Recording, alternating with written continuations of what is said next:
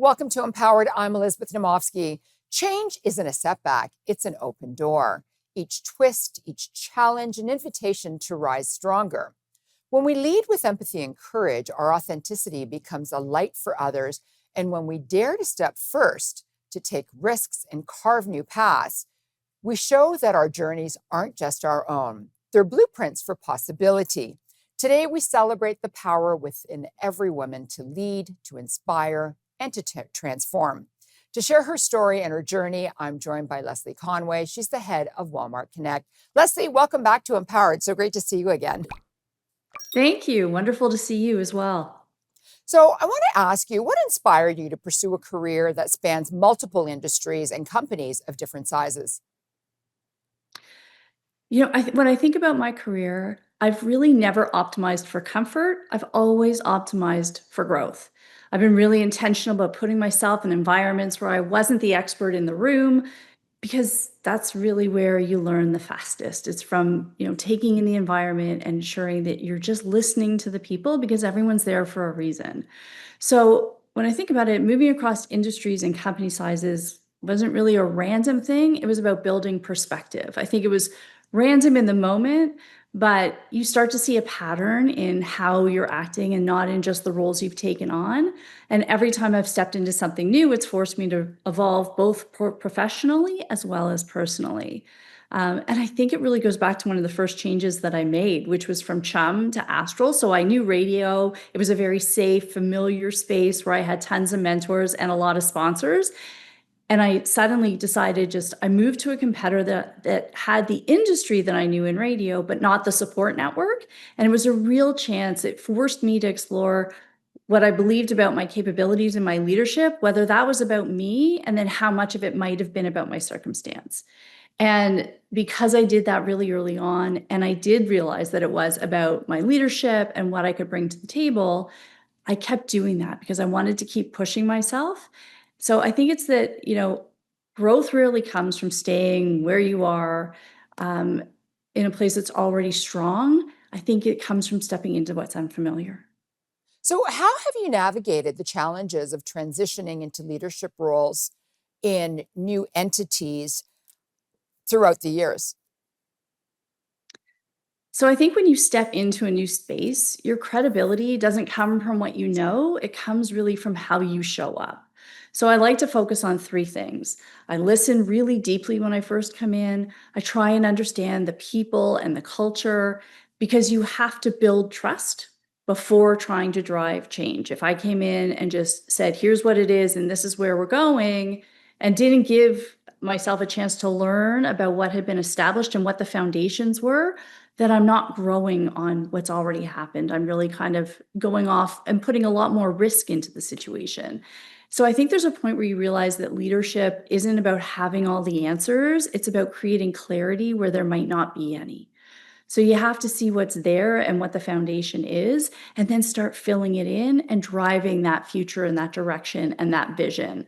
And, there's transferable skills like communication, decision making, empathy that matter a lot more than technical expertise, especially in the early days of taking on something new.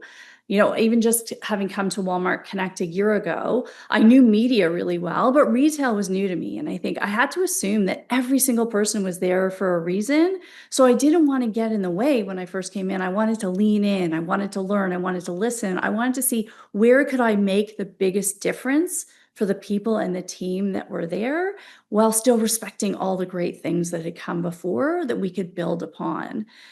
So I think, if there's a message in there, it's that, leadership is not about arriving as the expert. It's about earning the right to lead. And we've got less than a minute to go to commercial break. So I'm going to start this question now anyway. You are a risk taker. A lot of women are risk adverse. They are afraid to go to that, that next level, try something new. What advice would you give to women looking to make bold career changes? Don't ever wait to be chosen. Choose yourself. Never, always put yourself out there, take that risk. I've seen incredibly strong, talented women navigate moments that could have set them back, whether it was an organizational shift, a health challenge, or simply, and honestly, this is far too often, being too bold or too visible. And that's what's always stood out to me is these women don't shrink. They stand tall and they keep moving forward. There's almost this unspoken narrative sometimes. If you're standing still after it, it means you were never meant to fall. Don't go away. We'll be right back with more.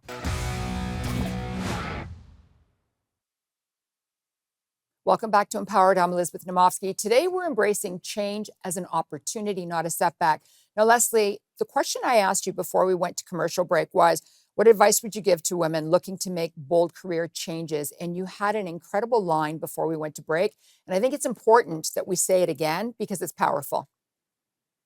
Yeah, I think it was really about resilience and who you are once that change has hit. And I think that narrative is always if you're still standing after it, it means you were never meant to fall.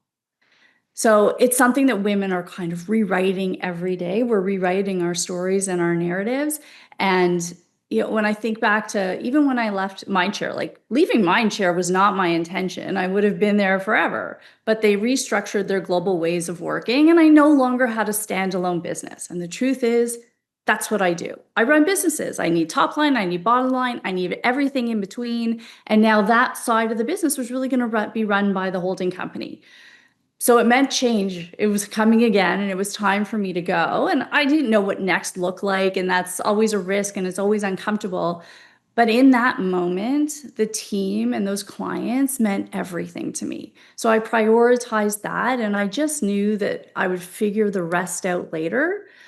And I think, I guess the message, if I had one to say there, is your resilience, your perspective, your willingness to pivot, that's not a risk. That's an edge. And that would be what I would say is the biggest, thing that I would want to share with women going through change. So you talked about resilience, you talked about teams. How do you foster empowerment and resilience among your teams, especially during times of change? I think that you're never going to get it from pressure, right? It comes from trust. So if you want to empower somebody to do, they're going to have to trust that you're going to have their back. So people, it's not that they need more control, they need clarity, they need connection. I think it comes really open and honest communication, recognizing when there's been progress on what you're working towards, even if it's small wins, giving people space to figure things out. So you always have to be direct and let people know what the expectation is, but then give them the space to really meet the challenge. Because when people feel safe to try and fail and learn, that's when the resilience builds. And I sort of, in the face of AI, and I feel like we're talking about this all the time, everyone's really afraid right now that AI is going to come, it's going to take away jobs. The truth is, what we want to do is we want to free up the space for them to learn to do smarter, more meaningful work and expand the business. Yeah, I think we're really lucky. Walmart has empowered us with the tools to do just that. Where the team, surrounding me, I'm watching them come alive now, finding new challenges. Like they're defining the challenge. It's not just I've asked a question and they used AI to solve for it. They're finding the questions, they're finding the challenges, and they're finding new ways to streamline our business. So what I think I know to be true in that moment is that if I empower people, they become far more resilient than if I tried to protect them or control them. Okay, so you just mentioned Walmart Connect. How does Walmart Connect and retail media play a role in shaping the future of retail? Because that's a big deal right now. Yeah, I mean, it's one of the most transformative shifts happening in our industry right now. It's fundamentally changing how brands connect with customers, moving from broad messages to highly personalized, data-driven experiences. At Walmart Connect, we're really at the intersection of data, commerce, and customer experience. So it's not just advertising anymore. We're really helping brands show up in ways that are relevant, measurable, meaningful. And that measurement piece is important because whether we're helping give customers a moment of surprise and delight in store, or we're surfacing online the right products at the right time, which we all talk about, we're actually able to see the impact through the way that customers choose to act and the way that we can close the loop on that so that we have meaningful results. It's a space that, we're working to evolve really quickly, and it's exactly what makes it so exciting right now. Okay, so with unique opportunities right now. Retail's been going through a lot right now. So what unique opportunities does retail media offer for women in leadership and entrepreneurship? And we've got about 20 seconds before we go to break. I think it creates a real opportunity, not just for women, but like for a diversity of voices entirely. Because whenever you're the front end of something in a maturing business, it gives you the opportunity to lead, it gives you the opportunity to innovate and shape how that ecosystem is evolving. And I think when industries are growing quickly, they tend to I think they reward different voices and perspectives. It helps take the bias out. Don't go away. We'll be right back with more. Welcome back to Empowered. I'm Elizabeth Naumovski. Today, we're embracing change as an opportunity, not a setback. Lesley, can you share a pivotal moment in your career that shaped your leadership style? Yeah. Well, no surprise, and I think it was a pivotal moment for all of us, but COVID really redefined leadership for me. It stripped away everything that wasn't essential. What people needed wasn't perfection. They really needed presence. They needed honesty. They needed someone who could say, I don't have all the answers, but we'll figure it out together. That experience grounded me in leading really with empathy and transparency. And I carry that with me today. But at the time, I sort of, I guess when I look back, it doesn't mean that there weren't incredibly tough decisions that had to be made. I was running a really small business at the time, and I quite literally had to make the decisions that were just going to keep the lights on and get us through it. We didn't know when that was going to be, but we had to manage to get there somehow. And the only thing I had that was truly within my control was how I chose to deal with it and show up for the people. So the biggest lesson was that people, they don't remember every decision that I made, but I do believe that they still remember how I made them feel in that time.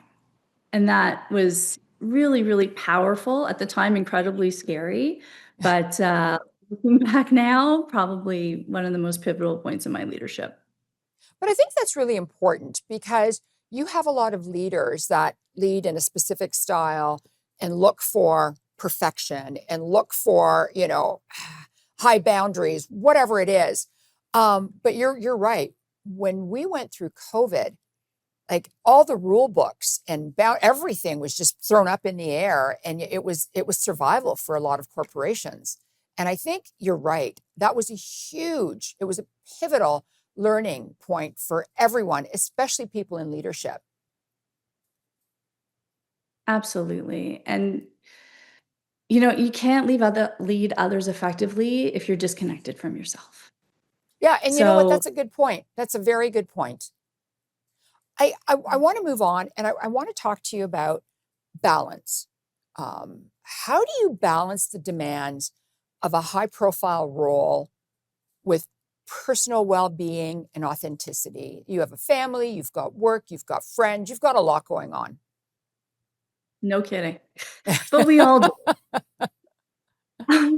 I think you have to set those boundaries for yourself. Who are you prepared to be? When are you prepared to be there, right? Like everything has a defined time. So it's setting those boundaries. Be really clear on the values, how you want to show up for yourself, your family, the people around you every day at work who ultimately become your second family. And give yourself permission. Show up authentically. If you're having a bad day, it's okay. You can't take it out on people, but just you have to be who you say you are at all times because people learn to trust in that. And trust is everything in leadership, truly. I love it. My friend Nikki, and this is totally off topic, but she has an Indigenous grandmother, and she just had an expression that I love, and it just always seems to come to mind to me, and that is trust is won in raindrops and lost in bucketfuls. So earn it and don't ever compromise on it because it will show through and you will lose your people in that moment that you stop being who you say you were, who you told them you were all this time. And the more you show up as your whole self, the more it gives others permission to do the same. And you talked about community, teams, community. That seems to be one of the things that resonates on the show on a regular basis. Everyone talks about surrounding themselves with incredible people, with teams, sayings from the past that help get you through things. I want to talk about mentorship, which is another thing. What role does mentorship play in your career, and how do you pay it forward? It's a great point because no one builds a career alone. And I think we said that a lot in COVID as well, right? Like it's not, you can't sit behind a laptop and learn through osmosis anymore. So coming back and really connecting with people is everything. So mentorship for me, it played a huge role in my journey. People who challenged me, supported me, helped me see opportunities that I didn't always see for myself. And then how to own that moment, as I said earlier, is choose yourself. So now it is a responsibility of mine to pay it forward, especially for women navigate in moments of transition or uncertainty.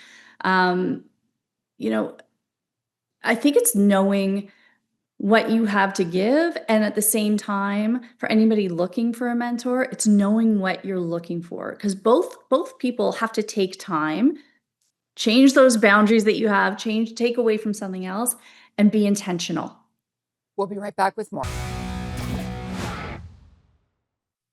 Welcome back to Empowered. I'm Elizabeth Naumovski. Today I'm joined by Lesley Conway, who's the head of Walmart Connect. And today we're embracing change as an opportunity and not a setback. Lesley, before we went to commercial break, we were talking about mentorship and the importance of mentorship. That seems to be the theme on Empowered as well. Every woman talks about how important it is. Could you actually tell us the difference between mentorship and sponsorship? Absolutely. So mentorship is when you find that person that you can turn to, that you really trust, that helps you work through those challenges that you're facing, things that you haven't faced before, questions that you have about how your development happens, and what you could be doing in the workplace or how you could react differently. And you trust them and they sort of follow your career for that reason from a guidance perspective. Sponsorship is really, you know, if you are in a position, or when you're in a position, I should say, to open the door for somebody else, you should. Sponsorship is like picking who you're going to believe in and you're going to promote. Or, when somebody says, oh, she's really smart, she's great, you should really think about her for this role. That's not a mentorship. That's somebody sponsoring you. And you want to find people in more senior positions who recognize your talents, recognize what you have to give, recognize where you're going with your career and where you want your career to go, and who are going to help you get there simply by referring you or bringing you along with them. They're not always a mentor. And you know what, Lesley, the fact that you talked about the sponsorship is really important because there are a lot of women out there that are not yet in leadership roles and they really need that door opened for them. Yeah, and it doesn't have to be women helping women, although I love that women Yeah. helping women. It's finding the people that see your value and who align with your values, two different things, the value that you bring as well as the values that you have. And figuring out, like, is this a path that I can follow? Is this somebody who I could follow? And getting in there with not so much asking for their advice for your personal and professional development, but really actively demonstrating the value that you're bringing to the job and that they recognize that it's something that they need on their team moving forward, or that somebody else may need on their team. And they're going to refer you and take you along. And it's always somebody more senior than you, not usually somebody that's in more of a junior position or even a lateral position. So, what is your vision for the future of female leadership in retail and technology? It's a big ask. You think? So we're at that inflection point, I think, when it comes to female leadership. I envision a future where women are not just participating at every level, but actually shaping. So where we're influencing strategy, driving innovation, redefining what leadership looks like. I think it's powerful right now that leadership itself is evolving as we're sort of like everybody has now come back to work. And it's not about authority, it's about empathy, collaboration. Collaboration is really a big one, and that seems to be the big word right now. But in that, it's the ability to navigate change. And what gives me the most optimism is the way that women are showing up today. We're supporting one another, mentoring, creating space for others to really grow. And that feels newer. And I guess it's because real progress happens when we don't just succeed individually, but when we bring others along with us. And the future is definitely more inclusive, more dynamic, and I believe women are going to play a defining role in shaping that. Okay, last question, and we've got less than a minute. There's so many strong women helping shape Walmart Connect right now. How do you think that's influencing the culture and innovation across the business? It's one of the things I'm most proud of, I think, in our organization. We're really building a team with incredibly diverse, high caliber talent, and strong female leadership is a huge part of it within our leadership team. And you can feel the impact of how we show up every day. I think I'd like to believe, anyways. We really lead very collaboratively. Even from a retail media standpoint, which is one step removed, we stay close to the customer. We make decisions that are directly influencing, the customer influences all the decisions we make. And we're constantly challenging ourselves to think differently. And I think when you bring together strong voices, especially voices that may not have always been heard, you're going to get better, smart, and more resilient outcomes. That's wonderful. Thank you so much, Lesley. Thank you. Lesley's closing words of wisdom to you are: embrace change as an opportunity, not a setback. Lead with empathy and courage. Your authenticity will inspire others to do the same. Don't be afraid to take risks or be the first. Your unique journey can pave the way for others. I'm Elizabeth Naumovski, and I'm here to empower you and make frugality fashionable. Bye for now.